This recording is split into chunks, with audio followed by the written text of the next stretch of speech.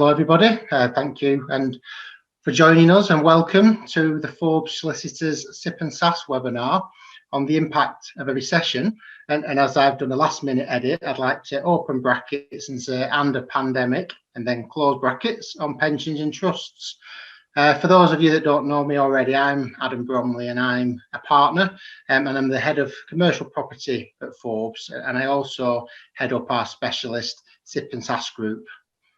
Today, we've got a number of speakers across different legal sectors from our SIPP and SAS group who will take us through an array of topics, looking at how the pandemic is and will continue to impact pensions and trusts, and whether that's going to lead us into some sort of full-blown recession, or whether we'll just have some tough and challenging times ahead, out of which hopefully will come many opportunities.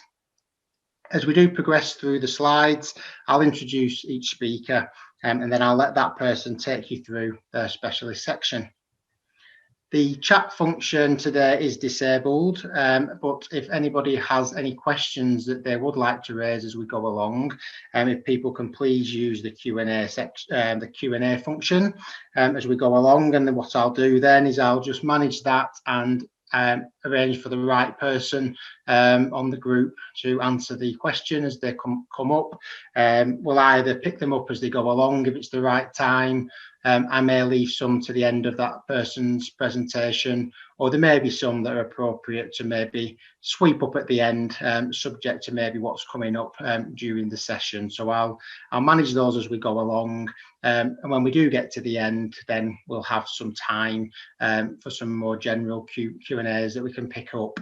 The plan is to try and keep to a strict time scale as much as we can. We're hoping that we should get through all the speakers in around about 50-55 minutes or so. So trying to leave enough time for some Q&A at the end to try and get us finished up in an hour.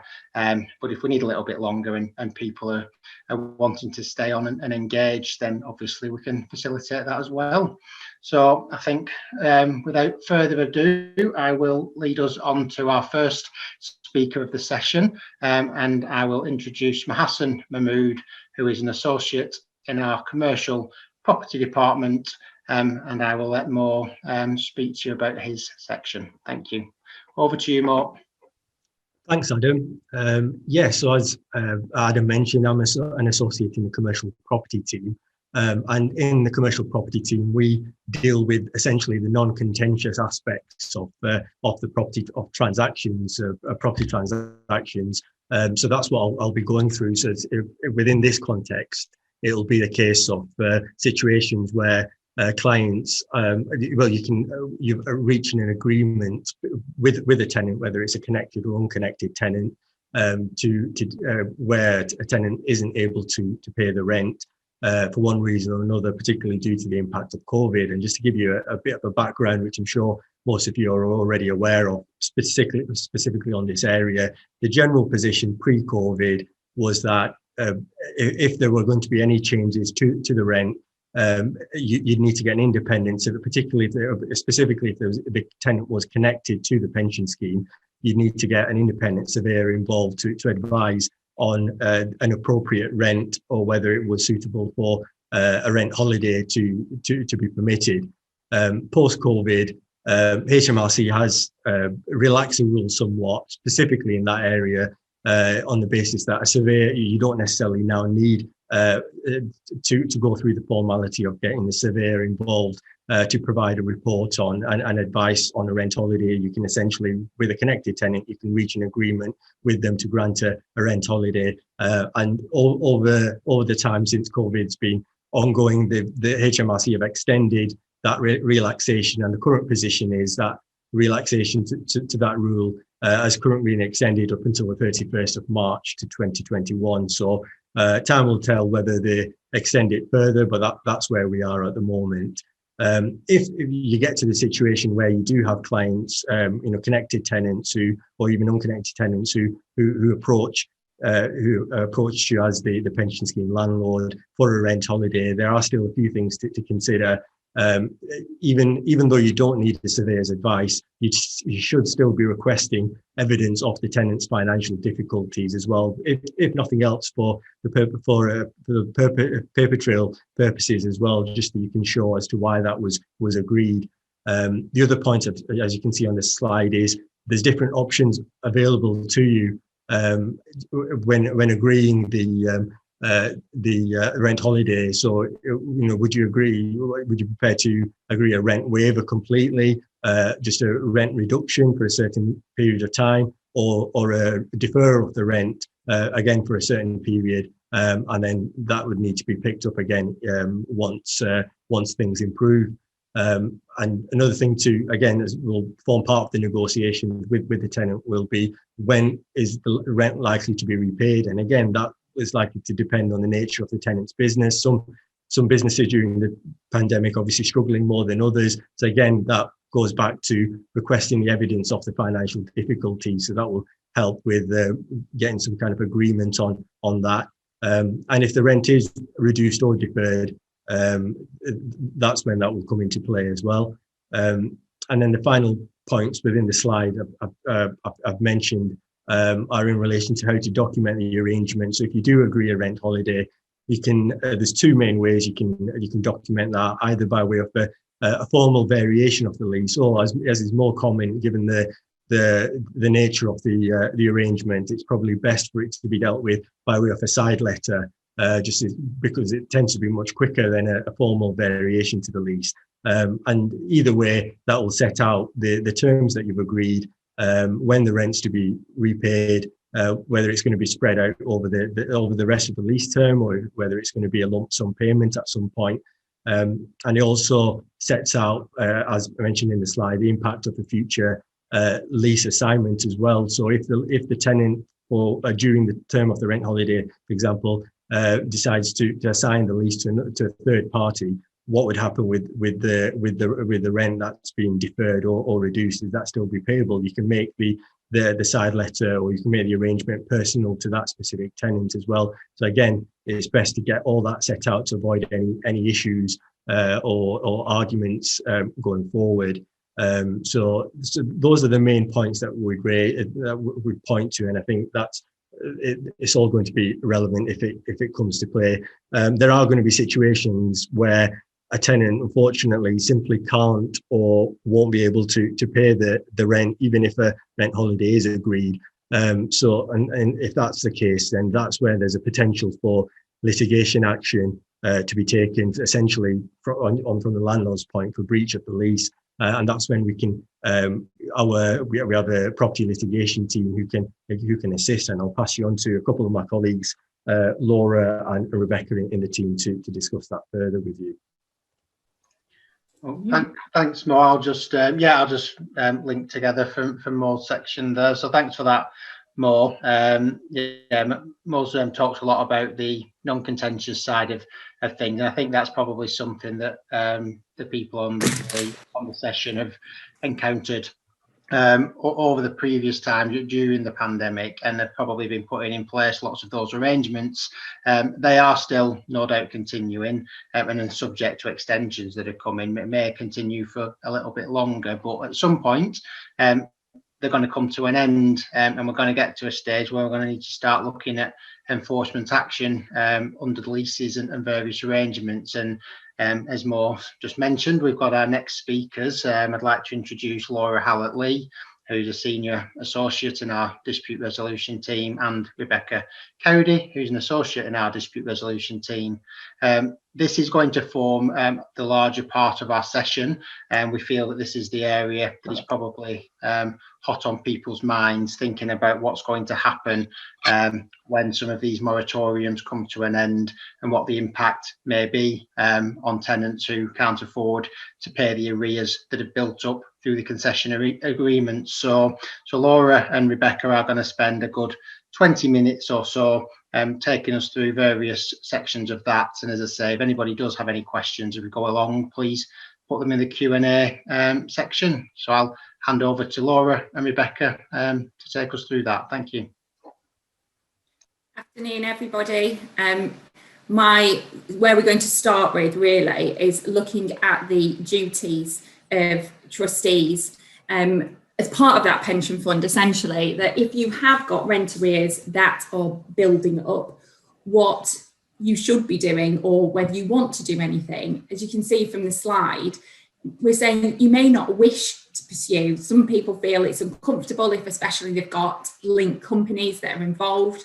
But as a trustee, should you actually at least be carrying out a level of investigation as to why companies aren't paying rent? My view is, yes, you should be. You don't have to necessarily go in all guns blazing that you're going to be issuing proceedings, suing people, bankrupting individuals, winding companies up. You can take a softly approach.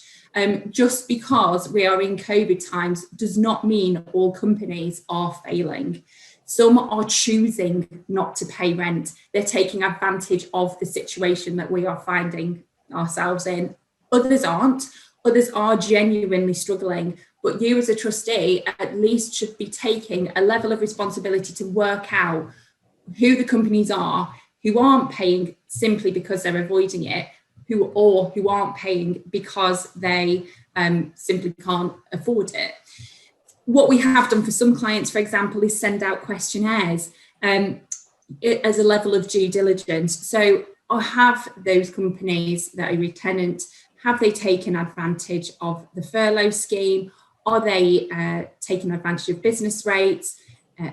Any grants that they can take, any loans, for example, that they can take. There are the £50,000, for example, that a lot of companies were eligible to acquire is a very low interest rate. So why shouldn't they be doing that so that you can get your rent paid? It's simply not acceptable for a tenant to say, no, I'm just not paying it.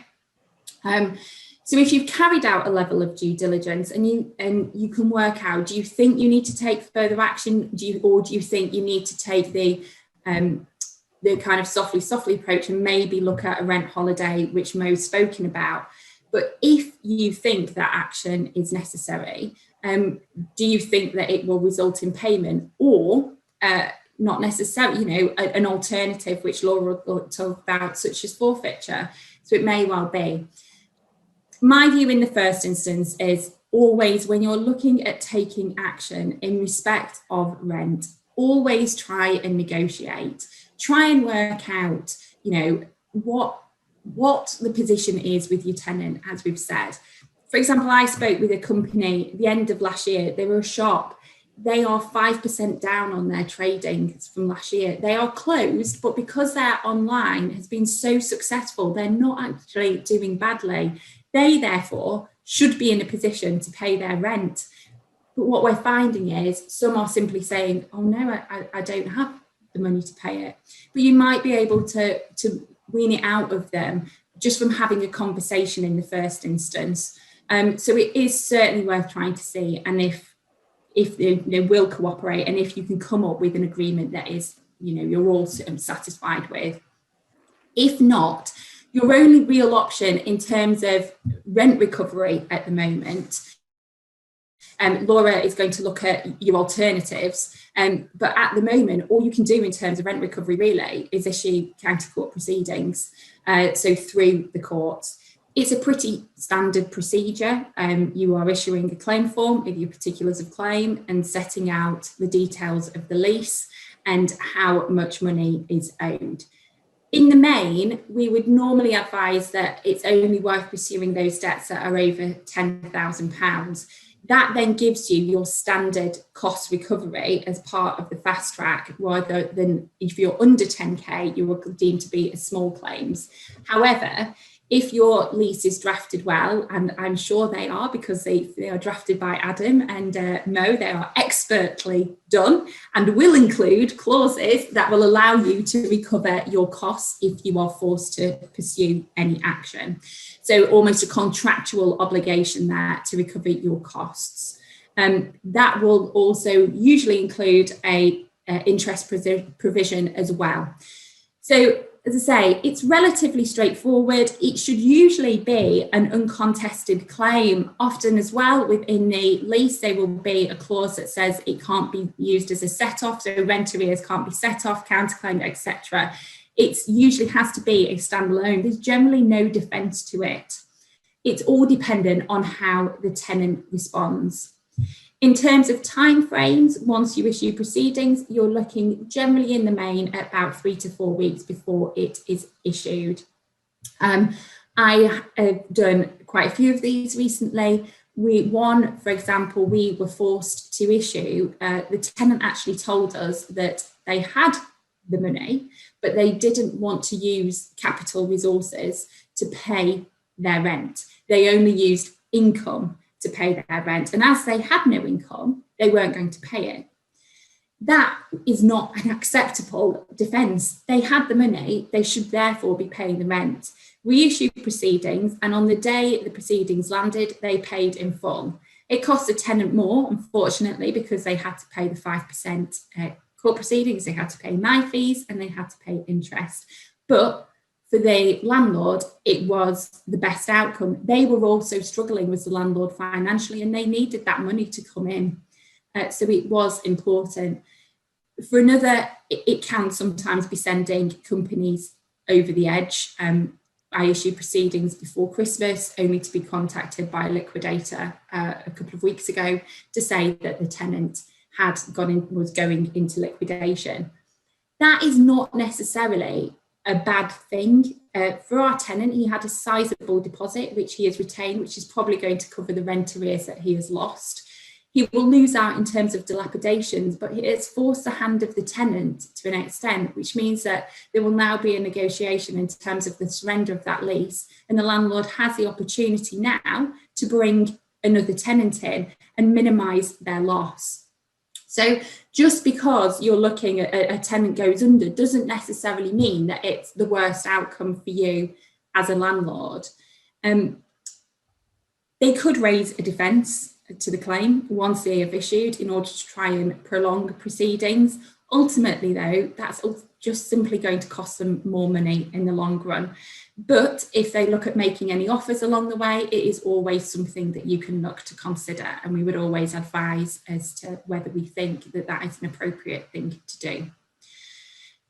It's always hard, especially with commercial clients, to know whether they have funds to settle in judgment. As part of the due diligence, that we would recommend is undertaken, that can include looking at things sometimes, as I say, like social media. If you've got a tenant who is a shop, for example, does it look like that they are doing a good trade? Try and just work out where their business is at, especially if they aren't cooperating with you and not coming to the table with anything. Normally, in my experience in dealing with debt recovery, is that if people aren't liaising with you, it usually means that they are burying their heads in the sand in terms of the debt. And it may well be the case that it is whoever shouts the loudest will get paid first. So sometimes you need to almost prioritise yourself to get up the chain, to have proceedings landing on their desk in order that you can get paid. If you are successful in getting a judgment, which I would hope that you would be, you're obviously looking to see whether the tenant has funds to settle any judgment and to see whether they can pay. If they have property, which is unlikely because you are probably the landlord, it's unlikely you're going to be able to utilise things like charges. You may be able to use bailiffs to send them in just to try and coax money out of the company. As you can see from further below, in terms of insolvency action, that is very limited at the moment. You can't do anything. The moratorium is extended as per the same for the property side as it is in insolvency. I suspect it will be extended past the March deadline, but we have to wait and see. Often for rent arrears, even after this process, it's sometimes worth looking at. So once the moratorium is lifted, insolvency can be a good way to try and get rent arrears. Using a statutory demand is a very cheap, cost-effective way of trying to get payment out of a tenant. It has to simply, it's a document that has to just be served on the company address. So you don't need to necessarily use process servers, you've no court fees, and it may just push them into making a payment. As it stands, you can't utilise that method unless, as you can see from the exception, COVID has had no financial effect on the company. I think as we move further into almost our lockdown and COVID life, those arguments are going to be raised more and more likely. If we had served a statutory demand back in March for arrears that had arisen in the previous quarter, then yes, I think you could say that COVID had had no financial effect on the company. However, I think as we are now 12 months down the line, there are very few companies that would be saying, no, COVID hasn't had a financial effect. And I think courts would be reluctant to grant a winding up petition against any company, that was presented at the moment. I think as it stands, once that moratorium is lifted, that I think we will see a vast number of certainly statutory demands being served and thereafter winding up petitions. But in terms of obviously looking at where rent recovery is a priority, as I say, just remember you can do a softly approach to it. You can try and tease out, try and work out the position, but don't be afraid to do what is best for the trust and to consider further action. It may well be that it can result in a payment or certainly part payment of your rent arrears. Laura is going to look at though where their possession is a priority and not rent arrears. So I'll pass over to her. Thanks, Rebecca. Yeah, I'm brilliant. I'm off mute. That's a good start. Good afternoon, everybody. So yes, as a property litigator, I'm going to talk to you more about the actual options as any landlord has at the moment to remove a tenant. And unfortunately, it's just bad news and has been since last March. Never would have thought it went on this long, but I think that's the case for most things in COVID life. So if you want possession at the moment, forfeiture by peaceable re-entry, that's when you go in, change the locks, normally early doors, to try and to remove that tenant and evict them from the premises without court, is not possible at the moment if the ground is purely rent arrears. So no matter how much arrears, no matter what period those arrears relate to, they can actually relate to pre-March 2020 if the reason for non-payment is also COVID. So pretty much every single any amount of arrears and age of arrears that has accrued will fall within this Coronavirus Act, which means that until the 31st of March or such other extended period, again, it's already been extended 3 times, it's likely to be extended again for another 3 months, we cannot forfeit. So we can forfeit for other breaches though. So sometimes where a tenant has allowed another tenant in occupation, perhaps unlawfully, or perhaps there's other breaches of maybe the repairing obligation or insurance provisions. That's quite a useful one actually, where the tenant's not insured a property that they should have insured. Another breach that can be useful is where the tenant has not occupied the property, and this is something that hasn't been litigated, but I imagine it will. A tenant not occupying a property where they perhaps can occupy it, but they aren't doing. So it probably wouldn't cover a mandatory shutdown. For example, where there is concessions inside supermarkets, I imagine that would be a useful case example. Where a tenant is not occupying but they should, and that keep open covenant is being breached. You can evict tenants for other breaches that aren't rent arrears, such as those. You do have to serve a notice first, called a Section 146 notice. You have to give the tenant a reasonable period of time to put that breach right, if it is a breach that can be remedied.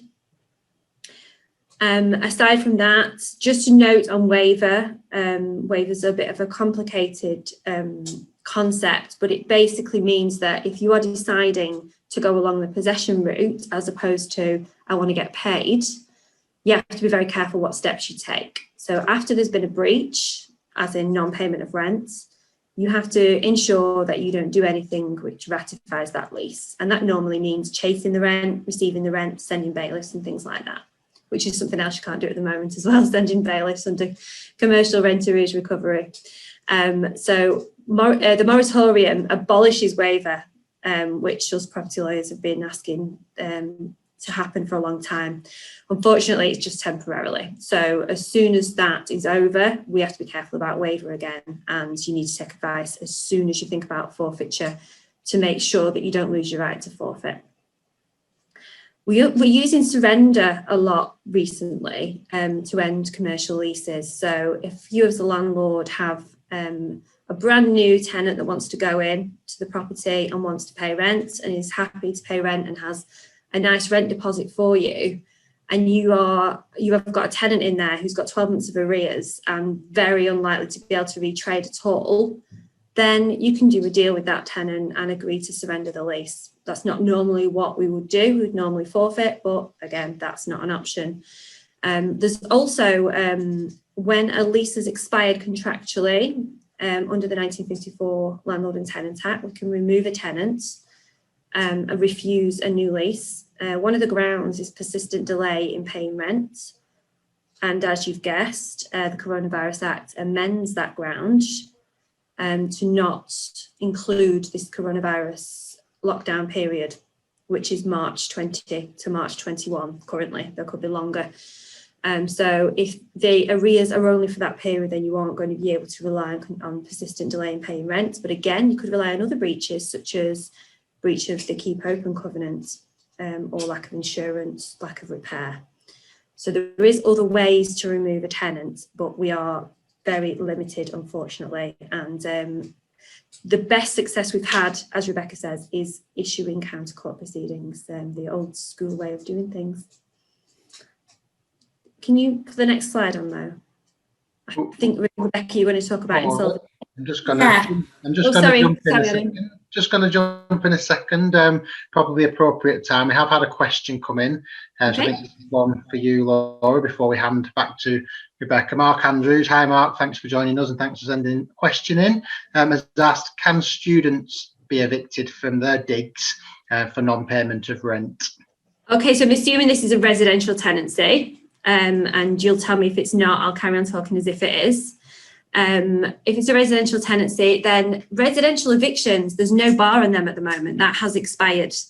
We can kick out residential tenants, but you can get your possession order, you can serve your notices, but what you can't do is send a bailiff round, and that's due to the winter truce, which is due to end next month, 11th of February. Don't quote me on that. It's next month. So when that ends, we can send in bailiffs, but the notice periods have massively increased. So if you want to remove a residential tenant, you need to get your notices in last month as absolutely soon as possible, because it's going to be a long notice period, normally up to 6 months. And after that, you can issue proceedings and then you go through the courts, and the courts have massive backlogs. So you can actually evict residential tenants, and by the time you get to that point, the winter truce will be over. So short answer is yes.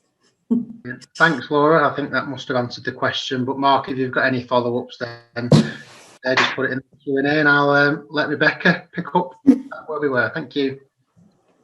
It's just kind of following on for those companies that they are a tenant, if they enter into a position where they are in administration or liquidation. As I touched on before, I obviously issue proceedings for a client before Christmas, and the tenant has gone into liquidation. As I said, it's not necessarily a bad thing if they do. First of all, if you've got a deposit, you can, in all likelihood, you'll retain that. And if you've got a decent deposit, it may well cover the rent arrears that have accumulated over time. For example, my client has, his deposit will probably cover his rent arrears, but he isn't going to have any payment in respect of dilapidations. What it has meant, though, however, that it's brought everything to a head, and it's likely now that that lease will be surrendered and another tenant is going to enter into the property. The client had been in discussions with Laura, serving notices. We wanted this person out anyway, and it's actually just brought everything to a head. So it's not necessarily a bad thing if you issue proceedings and they go under, or if they just generally go under. you should get a call from the administrator or liquidator, and then you can have a discussion whether that lease should be surrendered, or find out if there is any money in the pot. Chances are you are not going to get paid a penny, but you never know. You might have kind of one penny in every pound that might comes back to you. It's sometimes also worth having a conversation. It may well be that they can almost delay their appointment by their official notice by a few weeks, so that you have a bit of breathing time as the landlord in terms of your business rates. So they can be quite amenable in some ways, and it's worth having that conversation. Certainly, the IP that I spoke to over my client has no issue with the deposit. I've told them that he's seen the court proceedings, we've got them, and that's it, it's done and dusted. Others might just want you to provide them with a statement to say, this is what I've got in terms of my deposit, this is what I've got in terms of outstanding monies, and they'd simply say, yes, that's fine, we accept it, you keep your deposit. Laura, obviously there's alternatives for insolvency, which are CVAs, which Laura is going to touch on, and if your tenant looks to enter into that procedure. Thanks. Yeah, CVAs are the hot new topic on the retail market at the moment. Maybe just more interesting to me than anybody else, but it's quite a complex area. In short, a CVA is where companies come to an arrangement with their creditors that's formally ratified by the court, same as an IVA, but for a company. These have been remarkably unfair to many landlords. You've probably seen on the news about Debenhams, Laura Ashley, various other large retail chains entered into CVAs just purely with the purpose of ending leases early. CVAs have the power to reduce your rent to £0 or £1. They have the power to end your lease early. They have the power to insert break rights. Very dangerous tool from a landlord's perspective. Normally, because a landlord at the point of the CVA being agreed doesn't have masses of arrears, they don't tend to be high up there as a creditor and have very little voting rights. So what ends up happening is that the decision gets made without the landlord's say-so, or the landlord's say-so being ignored. So you're normally faced with a situation where a CVA is imposed on you as a landlord. So it's at that point where we get involved and we try and find some level of unfairness or prejudice, or sometimes some procedural irregularity in that CVA agreement that we can poke at. For example, we don't think we should be in that category of creditor. We think that this particular branch is doing better than you say it is. We think that you have favoured different landlords, we should be in a different category, etc. So there's a lot to go at, and it's very tight time scales. I think you have 28 days to apply to court to amend or challenge a CVA. So it's really important to get very fast advice as to whether that's advisable to actually take any further action very quickly. But they seem scary. There are powers. The landlord does have powers and does have rights to be heard. It's just a very complex situation, and can be quite scary. Another thing that I should say is that what happened with M&S, which is where they didn't actually enter into a CVA, because they're very expensive. CVAs are very, very expensive, and also bad for the reputation. So what M&S did is they simply did it informally, contacted the landlords and said, you know what, market rent upwards only basis was set 10, 20 years ago. Can we do a deal? And those deals avoided the need for the CVA. So back to what Becky was saying before about negotiations, early negotiations can really make the difference as to the outcome, and making sure you're protecting your interests as landlords, so that, a CVA doesn't come along and end your lease and reduce your rent to zero, which is possible too. I think that's everything on CVAs. It's a complex area. It's interesting. If anybody wants to talk about it, always happy to. No one's taking your fun at Laura. I know. I think that's all for us, isn't it, as part of our section, pass you over back to Adam. Yeah, thank you very much indeed. I think everyone will agree that was very informative and covered a lot of information in a short space of time, but it was very interesting. I'm not sure, as you say, we're not all as quite interested in CVAs as Laura is, but it's good that Laura's got the passion and she's there to help you, and so is Becky with anything that comes up. So thank you very much for that, and we're just about keeping to time, just about over halfway through. The next person who's going to come on and speak now is John Lamb. John Lamb is a senior associate in our contentious trusts and probate department. John's going to give a very short 5-minute or so presentation.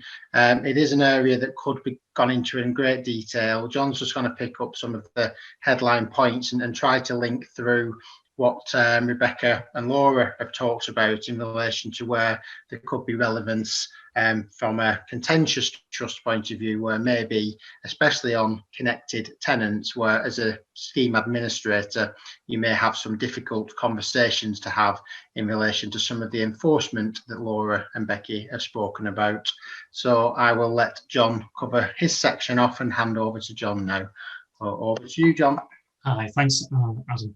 Yeah, afternoon, everybody. Yeah, my name's John Lamb. I'm a senior associate. I joined Forbes in December to lead the firm's contentious trusts and probate team. You've already heard from my colleagues about how Forbes can help you with your property issues and your property disputes. The purpose of my talking with you is simply to make you aware of the support that Forbes can give you via the contentious trust and probate team and the wider dispute resolution team, the support that we can give you across a broader spectrum of disputes that could arise. Very broadly, there are 3 categories of disputes that you might call upon us to support you on. The first is disputes between trustees and the members of the scheme. And as Adam has just said, and Laura and Rebecca have talked about, a good example arises when a property is let to a connected tenant who then ceases or reduces payment of rent. The tenant is clearly at risk of having the lease forfeited and having to vacate the property. That is an action that the trustees may feel obliged, mandated to take, but it might not be something that the member connected to the tenant may want them to do. Another category of dispute would be disputes between trustees and sponsoring employers. And a third category might be disputes between trustees and third parties who either provide a service or are professional advisors. And that could give rise to issues concerning breach of contract or professional negligence. Now, there are 4 key ways in which a dispute could be resolved. The first is the internal dispute resolution procedure. As you're aware, trustees and managers of an occupational pension scheme are legally required to provide an IDRP so that members can raise disputes with the trustees responsible for the scheme. And the pension regulator requires a decision to be made within 4 months, and for that decision to then be communicated within 15 days thereafter. Now, the decision will potentially be seen by the pensions ombudsman because of the complaint goes further. And therefore, it could be prudent for you to seek our advice and assistance when considering a complaint and when drafting a decision. Another way in which a dispute could be resolved is via the pension ombudsman. He's an independent party with powers to make investigations and decisions that are legally enforceable by the courts. The complaints will concern allegations of maladministration by trustees and administrators, and we can assist in communications with the ombudsman. An initial decision is taken by an adjudicator. That decision is not binding, and we can assist in helping you to decide whether to accept or reject that initial decision, and whether you want the matter to be determined finally by the ombudsman himself. We can make representations to the ombudsman thereafter, and we can handle an oral hearing if the ombudsman decides to call one. And at the end of the process, we can advise on the merits of an appeal from the ombudsman's decision to the High Court on a point of law, and we can handle that appeal if we're so instructed. A third way to resolve a dispute, an increasingly common way and popular way, is alternative dispute resolution. There are many ways of resolving a dispute, not simply via litigation. Other examples include negotiation and mediation. And ADR has a number of distinct advantages, chief amongst them being that quite often it leads to a dispute being resolved more quickly and cheaply, and also you're able to retain some control in shaping the outcome of that dispute, rather than simply giving the decision over to a third party like a judge or an ombudsman. Our approach when handling disputes is always to try and drive them to a conclusion without resource to litigation, if possible, in the first instance. And we've got extensive experience of various methods of ADR, and I think a proven track record in achieving a successful outcome. The final way and most obvious way of resolving a dispute is clearly litigation before the court. That's our natural terrain. We're involved on a daily basis in project managing the resolution of a wide range of disputes before the courts on behalf of our clients. But it would be wrong in the context of pension disputes to think that all disputes concern a fight between warring parties. Most pension disputes are what we call non-hostile litigation, and that is simply where the trustees of the scheme seek the guidance of the court as to how the scheme should be properly administered. I'll finish simply by saying that I recognise that nobody likes a dispute, but the fact is they are part and parcel of life, and early consultation with a litigation lawyer is important. Our involvement can help to protect your position and can assist in achieving an early resolution of the dispute as cheaply and as quickly as possible. I'd ask that you try not to be put off by the costs involved. We make every effort to try and offer a range of price and payment options, and we will work on a no-win, no-fee basis in appropriate cases. That's all I think I have to say at this point, and thank you for listening, and I'll hand you back to Adam. Thanks, John. That was really helpful, and yeah, very concisely. I think John has really covered off the different areas where there's could be some disputes and various ways of resolving them, and I'm sure that the attendees will be very mindful of that. And as John's recommended, early consultation is the best. When I'm finishing up at the end, I will be mentioning that everybody's obviously available after this webinar to be contacted with questions and queries, and all contact details will be circulated. So if you've got any burning questions that don't come up in the session, they can be covered off afterwards. So thanks to John. Okay, slight different turn now for the next couple of sessions to bring us through to a close. We've had quite a contentious, heavy few presentations. I'm going to be handing over to my corporate and employment colleagues next. First of all, starting with Nick Hodgson, a senior associate in our corporate team. Nick's going to be looking at restructuring options. One of the impacts of the pandemic is obviously, again, looking at tenants and businesses having to look at what their options are going to be if the business can't bounce back and they can't carry on operating in the same way or even at all. So that's something that, again, we think will be relevant to people, relevant to yourselves in relation to whether it be connected businesses or unconnected businesses. And this is something not just for flagging up what can be done, but maybe something that can then be passed on to members. And again, we're happy to speak to any individual member trustees and businesses to speak to them just in case they can't continue. But there are ways of restructuring. And as I say, we'll be closing off with an employment presentation that will mention some of the maybe the pitfalls to be wary of as to the resulting employment issues that can sometimes rear their heads and aren't quite as obvious as we might always think. So again, I will hand over now to Nick, who will take us through the restructuring options, and then we'll finish off with Emma at the end, and I'll bring Emma in when Nick's finished. So Nick, over to you. Thank you. Good, thank you, Adam. Good afternoon, everyone. Thanks for joining us. As Adam said, I'm a senior associate in the corporate team at Forbes, and I've just joined the SIPP and SSAS group in place of Nick Pickup, as some of you may have dealt with in the past. So Nick's moved on and I've taken the space on this group. But we've already heard that where a tenant itself in difficulties in meeting its rent obligations to a pension scheme and a connected party lease, there's a strange clash of interests between the individuals who may be members as trustees, but also on the other hand, directors of the tenant company as well. And sometimes it's very difficult for the balance that conflict and conflict of duties can be readily dealt with.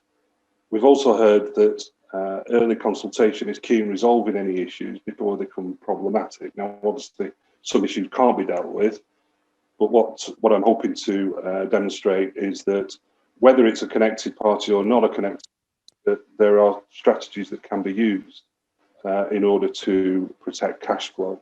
So I'm just going to run through a couple of the options that a company could consider in order to try and protect its cash flow to achieve a mutually agreeable solution, including with the trustees of its pension scheme where a lease is in.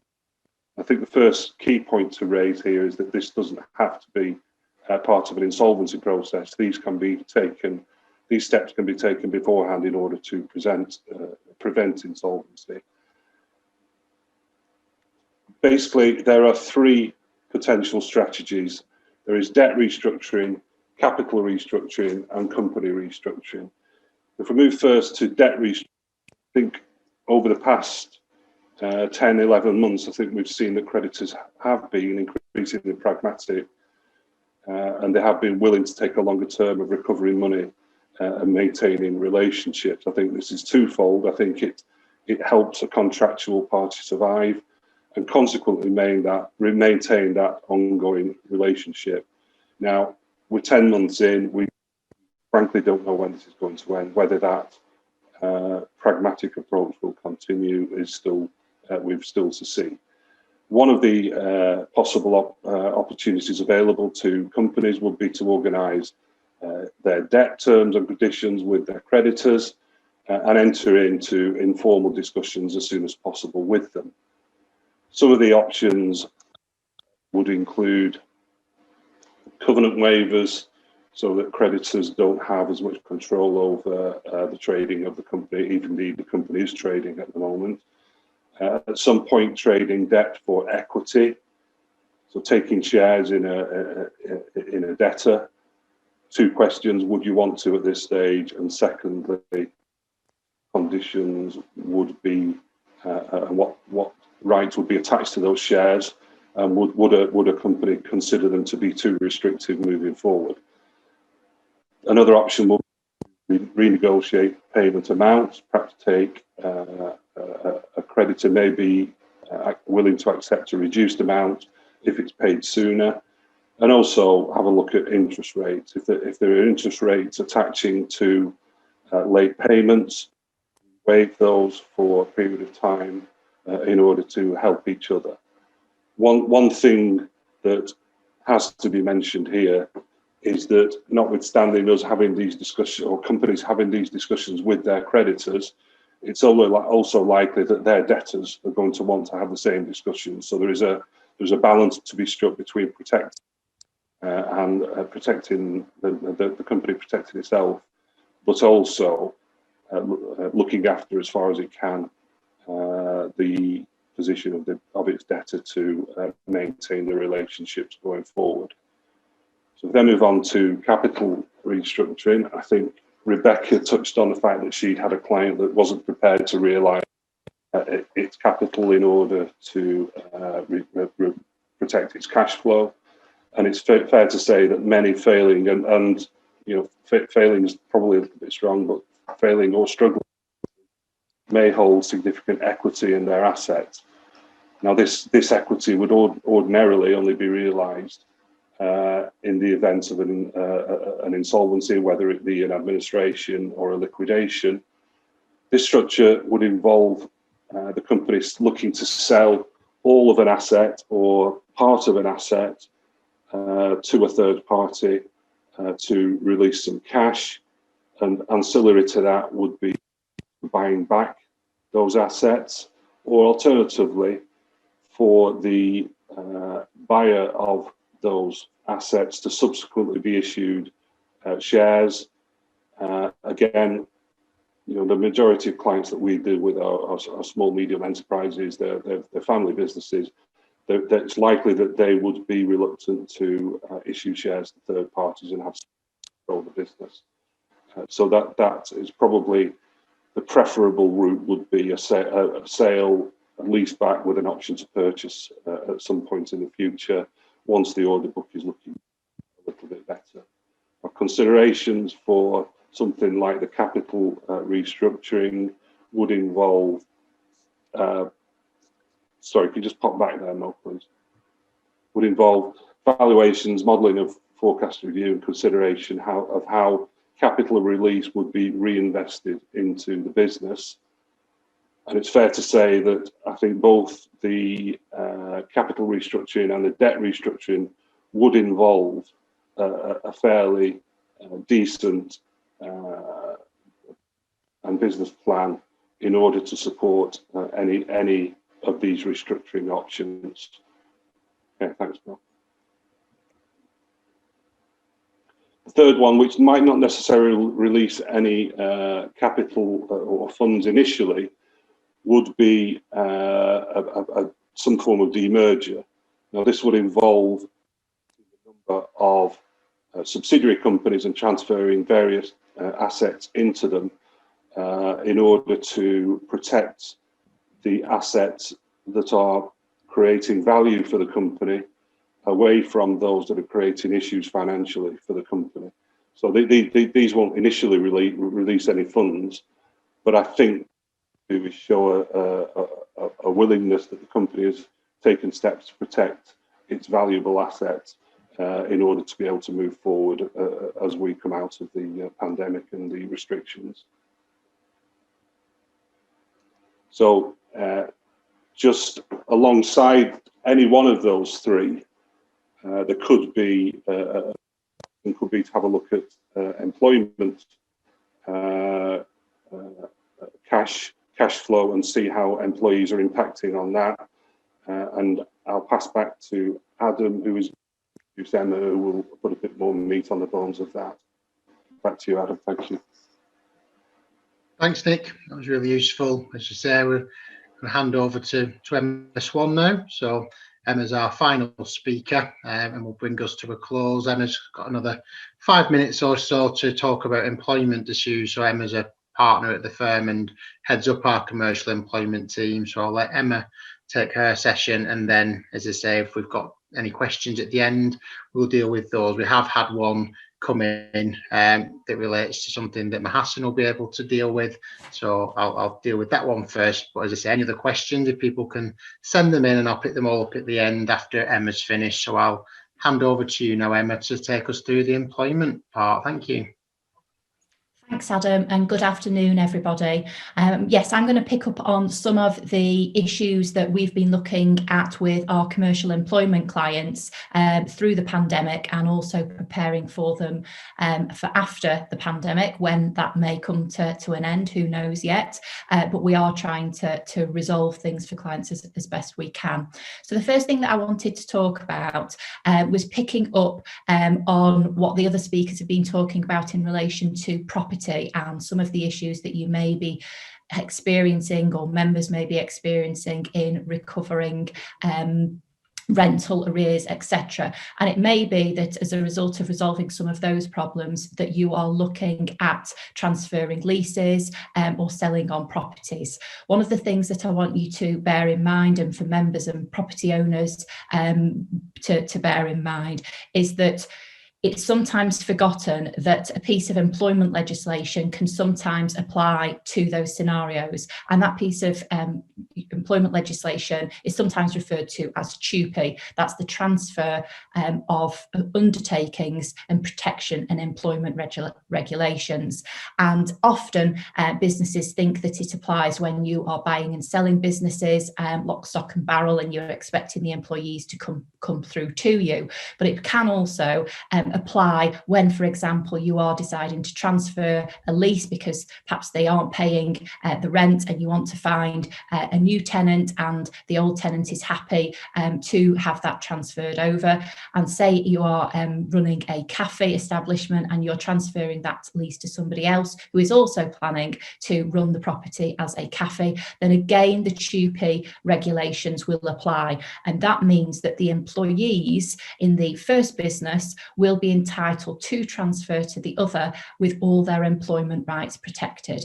So it's something just to be bearing in mind, because you may need to flag that up as an issue, and it may be something that you get involved in, because it does involve consulting with staff in timeframes that are reasonable to ensure that you can actually engage properly in consulting with them and providing certain specific information to them. So that's the first thing that I wanted to put on your radar. The next thing that we are very mindful of is that the furlough scheme is due to come to an end in the spring. At the moment, it's not clear if that is going to be extended any further. There is some speculation that the government may extend it whilst restrictions may still be in place whilst the vaccination programme is being rolled out, but we've not had anything definitive on that. It's also not clear yet what other support the Chancellor may put in place for employers. So it's really a message now to be thinking very carefully about the structure of businesses from an employment perspective. And it may be that it's appropriate to start reviewing your workforces or having member businesses do so to ensure that you're either restructuring for resilience and survival, or it may be that this is an opportunity to restructure for growth. We do have, fortunately, many businesses in the economy that have been doing extremely well as a result of the pandemic. And again, if you are involved with businesses such as those, it's still important to touch base with them to be saying that this is still a good time to be looking at their workforces for restructuring. Maybe it's a small business that's suddenly grown, they're getting more opportunities for their investment and growing their pension portfolios, etc. And at the same time, they may then be able to look at restructuring for growth. If this is going to result in redundancies for those businesses that are struggling, then there are set timeframes available that you have to be obliged to follow. And it's really important that you do so. There's also certain triggers where you have to consult with elected representatives or trade unions, where the numbers are starting to be going over 20 employees at risk of redundancy. And it's really important to adhere to those timeframes, because the penalties for not doing as aside from being taken to employment tribunal, you could be looking at 13 weeks pay per employee, and that adds up very quickly. The timeframes as well, although they're written into law, you also have to be mindful of any separate arrangements that may have been made with trade unions. We got involved with a business last year that were making over 700 employees redundant. Now, ordinarily, under the legislation, they would have been obliged to follow a 45-day consultation period. But because of historic agreements they had with the union, they were tied into 90 days consultation before they could give any notice of redundancies, and those employees would then either having to be paid out of those notice periods after the 90 days, or they were having to then be paid as they continue to work it. So it's really important to be planning well in advance of when you want to take those redundancies to action them.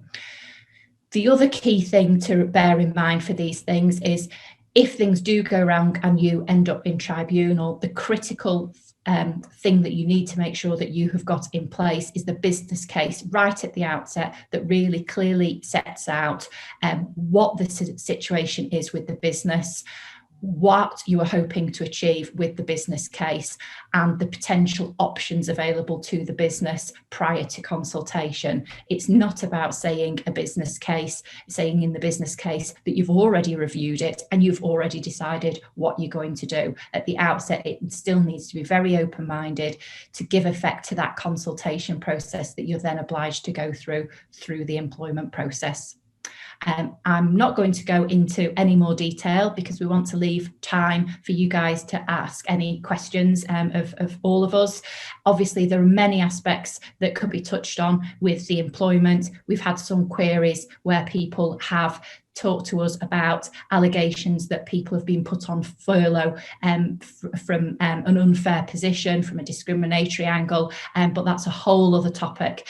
So if there are any queries that relate to employment, please do reach out to me and the team. Thanks, Adam. Thank you very much, Emma. Thank you for bringing that to a close. Thank you to everybody for their presentations. They've all been very helpful, and hopefully attendees today have found the same. As I've said, contact details are on the slides, and the slides will be circulated after the webinar, so everybody's available. As Emma said, you could go into lots more detail on the employment side, and it's something that maybe your member trustees may be speaking to you about and maybe getting into difficulties. So Emma and all the other speakers here today are available to take on any queries moving forward. So I'm just going to, as I say, just wrap up now with a question and answer session. If anybody's got any questions, please do post them. But I will cover one off that came through partway through the presentations. So this is one that Mahassan is going to look to answer. The question is coming from Gareth. Thank you, Gareth, for attending and sending through the question. And the question is, what guidance do you have for connected tenants who request a rent-free period due to COVID-19 as opposed to a rent deferral? The guidance that seems to be coming out from HMRC seems to comment mainly on rent deferrals. So Mahassan, is there something that you can help Gareth with there? Yeah, I think obviously a rent-free period is essentially a rent waiver for a certain period of time. So it obviously is the most extreme scenario out of in terms of arrangements that you can make. So although it's possible to be agreed, I'm assuming it's during the term of the lease that we're referring to here, in which case even more reason to request evidence as to why a complete rent waiver is being requested by the tenant rather than a reduction for a period of time or a deferral for a later date. So again, it just adds, if that's the request that's been made, it just increases the amount of due diligence that you'd expect and you'd want to be asking for the tenant, requesting accounts, requesting details as to why the tenant feels that they simply can't pay the rent at all and can't even pay for at a future date. So if it's during the course of the lease, usually you'd expect from obviously from a commercial point of view, as the landlord, you're still looking to get the best outcome as possible, is as if it was an unconnected tenant. So if you think of it from that perspective, you'd still want to ideally, obviously as a default position, try to see if you can try and agree a deferral or reduction, even if it is a connected tenant. Obviously, if it's a brand new lease that's been put in place and the tenant's requesting a rent-free period because of COVID, then again, the usual procedure would apply. Because it's a connected tenancy, you'd still need to get a surveyor's advice, and you can put that to the surveyor as well to ask whether a rent-free period could be agreed given current market conditions, and that can be incorporated in a new lease. Hopefully that covers it. Yeah, that's great. Thank you, Mo. Well, that covers the questions, and I can't see that anybody's put any more questions in for us. So I'm going to assume that we don't have any more for today's session, and I'll look to bring it to an end. So I just wanted to say once again, thank you to all the speakers for all the presentations today. They were all very useful, covered a lot of information, and as I've said, there's a lot more that could be covered off, and if anybody wants to contact anybody, please do. but mainly thank you to all the people who've attended today. I really appreciate people taking the time out to attend the webinar. I really hope it's been useful and has covered off the topics that you wanted to see. If you've got any future ideas or any future requests for any topics that you'd like to be covered, please let us know. We will be looking to run webinars on a regular basis. So if any topical issues come up, we'll look to push out that content. But if anybody's got any specific requests, again, please send them through to either myself or any of the panelists today. So once again, thank you very much. And I will see you all again when we are allowed. Thank you and goodbye.